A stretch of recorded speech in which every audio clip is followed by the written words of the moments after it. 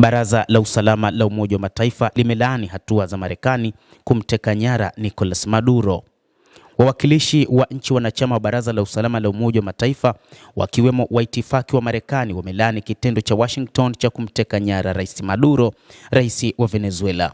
Baraza hilo la Usalama la Umoja wa Mataifa limefanya mkutano wa dharura kujadili uvamizi huo wa Marekani dhidi ya Venezuela na kutekwa nyara kwa Rais Maduro.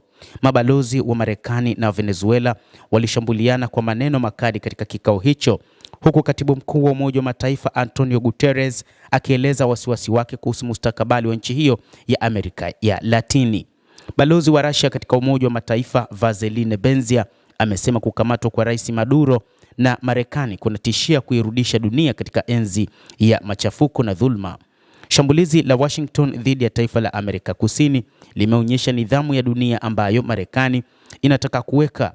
Mwanadiplomasia huyo alikimbia kikao cha dharura cha Baraza la Usalama la Umoja wa Mataifa jana Jumatatu, akiongeza kuwa linawatishia hata wale wanaopinga Atlantic kwa dhati. Balozi na mwakilishi wa kudumu wa Iran katika Umoja wa Mataifa Amer Said Iravani amesema kutekwa nyara kwa rais aliyechaguliwa na wananchi wake pamoja na mkewe ni ukiukwaji mkubwa wa sheria za kimataifa, ikiwa ni pamoja na kanuni zinazohusiana na kinga na utu wa watu waliopewa wakuu wa nchi na serikali kwa mujibu wa sheria za kimataifa, na inachukuliwa kuwa ni shambulizi kubwa dhidi ya kanuni za usawa na uhuru wa nchi.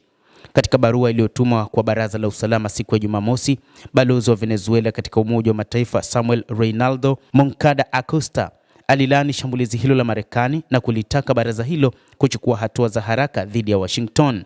Mjumbe huyo alionya kwamba kutoka kwa mashambulizi hayo, Venezuela ina haki yake asili ya kujilinda dhidi ya sheria za kimataifa. Mataifa mbalimbali yamelaani juu ya kile kilichofanywa na rais wa Marekani Donald Trump kumteka Nicolas Maduro, kila nchi ikisema kwamba mpango huo ni mpango wa uasi ambao haupaswi kutekelezwa, kwani kuna mataifa mengine ambayo yataamua kufanya hivyo, jambo ambalo halitakuwa jambo jema, jambo ambalo litatafsiriwa kama ukiukwaji wa haki za binadamu.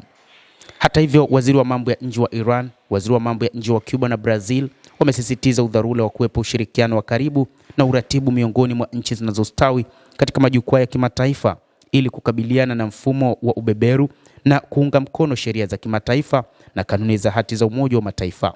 Waziri wa mambo ya kigeni wa Iran Abbas Araghchi na mwenzake wa Brazil Mauro Vieira wamefanya mazungumzo ya simu kusisitiza haja ya mataifa kuungana ili kuzima mwenendo wa kujichukulia maamuzi ya upande mmoja na kutaka kuheshimiwa sheria za kimataifa.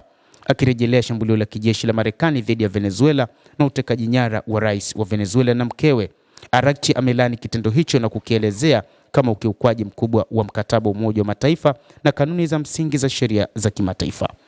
Mtazamaji, endelea kutufuatilia, lakini usisahau kulike, usisahau kucomment, kadhalika na kusubscribe channel yetu hii ili upate habari hizi kwa mapana hapa The World News.